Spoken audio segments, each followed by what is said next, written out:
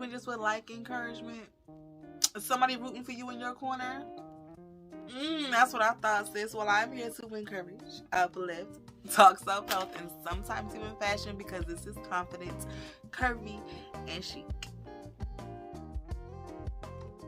Hello, beautiful, and welcome back to the channel. I'm your girl, Taylor. This is Confident, Curvy, and Chic, and I am on a journey to my best self. And on this journey to my best self, I want to bring along as many people as I can, because we all deserve to become our best selves. We all deserve peace. We all deserve to be happy, and we all deserve to know exactly what that means for us. Yes, so come join the journey with me, or even if you just want to tag along and see how I'm doing on this journey, don't forget to like, comment, and subscribe below so that you can be notified every single time I come on the tube. Alright, sis, so without further delay, we're just going to go ahead and dive right deep into it, because this is another quick one. It's another juicy one, and I just want to go ahead and get into it because, I mean, it helped me out this week, and I know it's going to help you guys out as well. And it is very, very simple. The mind trap of our confidence is ourselves. I'm gonna say it again. The mind trap of our confidence is ourself.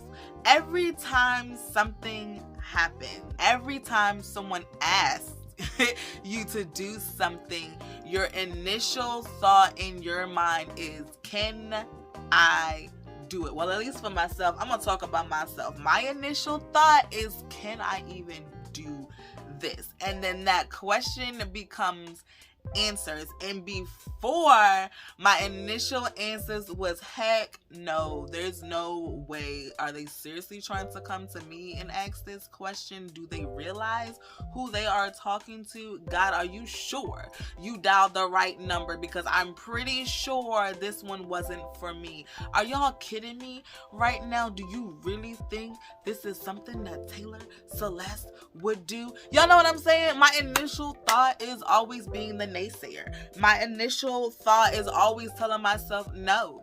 It's always telling myself no before I even realize if I'm able to try. Am I willing to try something different? Am I willing to try something? No, that wasn't a part of the conversation that went on in my head when I heard the question that was given to me, or I read the text that was in my message thread. No was the answer. No, I can't do this. No, I won't do this. No, I don't want to do this. You know what I'm saying? The immediate reaction is always sometimes just no. Just telling yourself you can't do something when you never even thought, have I actually tried? In a nutshell, you overcomplicate things. We overcomplicate things. We automatically tell ourselves that we can't do something before we even give ourselves the ability to try something that might be new, or that might even be something that is easy for us because we know how to do something else. But since we didn't try, we overcomplicated it. We overcomplicated it in our mind, because now you're telling yourself there is now something else to add onto the list that you cannot do. And how does that help with your confidence? How does that really help you? How does that help you want to strive for more? How does that help you want to strive for your best? How does that help you want to try new and different things? You know what I'm saying? You're putting something else on the list of self, saying you cannot do it.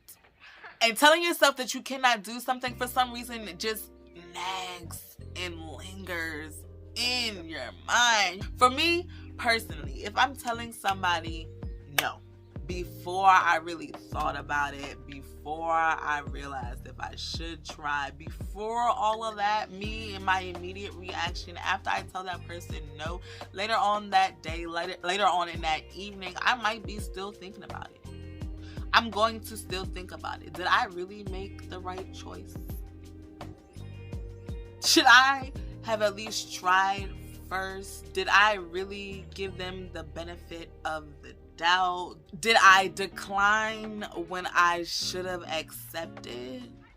Those questions, they linger in my mind and they nag at me all night, to the point where I have no peace, to the point where I second guess and I question myself on the reaction that I had, not on the question that was given to me, but the reaction that I had. Should I have gone about it that way? Did I hurt this person's feelings? Did I stain some of their confidence just because mine isn't up to par? Those are the types of questions that goes on through my mind, and that's the type of thing that eats at you at night. Letting those types of questions eat at you, especially while you're sleeping. Now it's in your subconscious. Oh my gosh, sis. Now it's just stuck in your mind because now you're gonna be thinking about this for 2-3 days. The woes of me. That stains my confidence. That tells me, sis, you don't even know what you're doing, so why do it? You know, and so now I'm going into questioning mode. So now I'm not questioning who came to me, I'm questioning myself. And in questioning myself, I'm trying to get myself together. And in getting myself together, I'm telling myself I still can't do things. But that's the backwards thinking that we're trying to stay away from. That's the backwards thinking that we no longer want to dive deep into anymore. So now you have to take control of your thoughts, take control of your thinking. Tell yourself what you need to hear in these moments. If you need to count back from 5 when somebody asks you something so that you can process it in your mind and actually take a moment, then do that, okay? I don't care how crazy you look. I don't care if they're asking you a question in the middle of you counting. I don't care. Do what you need to do to pause and reflect. Because if you're not pausing and reflecting, especially in those moments where you could be missing a door that God is opening for you, you could be missing out on so much greatness. Why don't we try just asking questions ourselves before we give an answer? Why don't we ask those clarifying questions, either to yourself or to the other person? Ask the clarifying questions before you automatically shut it down. Make sure you pray about it before you automatically shut it down. Sometimes you might have to tell that person or tell yourself, well, wait a minute, let's pray about this. Let's give this some more thought before I give you an automatic reaction, because I know how I'm feeling right now. I know what happened to me before we had this conversation, and I know what happened to me earlier today is going to affect the choices that I make for the rest of the day. So I don't want to go ahead and make any more choices for the rest of the day if I don't have to. I'd rather wait, pray about it, reflect, and then I can either speak life into this situation or deny it. But I don't want to do that until I actually process what has been given to me, because me automatically snapping and going ahead and giving an immediate reaction is not the way for me to go about it anymore. Because when I go about it in that way, when I go about it in that manner, it's not always good and gravy. Not here for the mess anymore. Y'all here for the mess anymore? I'm not here for the mess anymore. And there's one more thing that I want to leave with you guys today, and that's that we have to remember that life happens. Life happens. It will happen. I don't care how happy you are right now. Life will happen. And when life happens, are you going to let it shut you down, or are you going to rise above? And in rising above or shutting down, it always begins with a choice.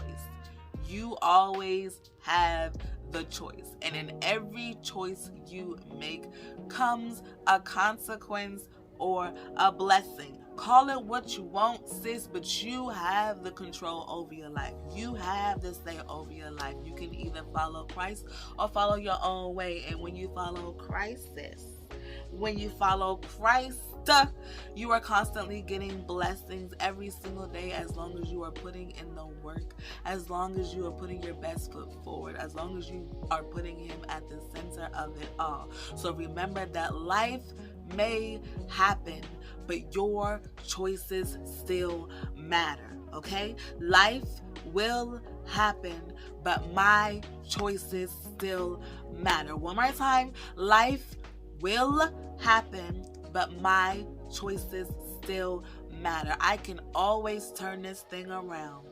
I can always turn this thing around. But what will your choice be?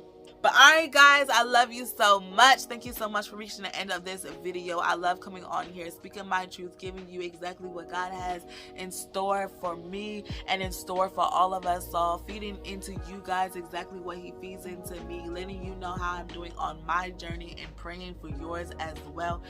Guys, just remember to always keep your heads up, Give yourselves enough slack. Remember to always stay confident, be curvy and chic.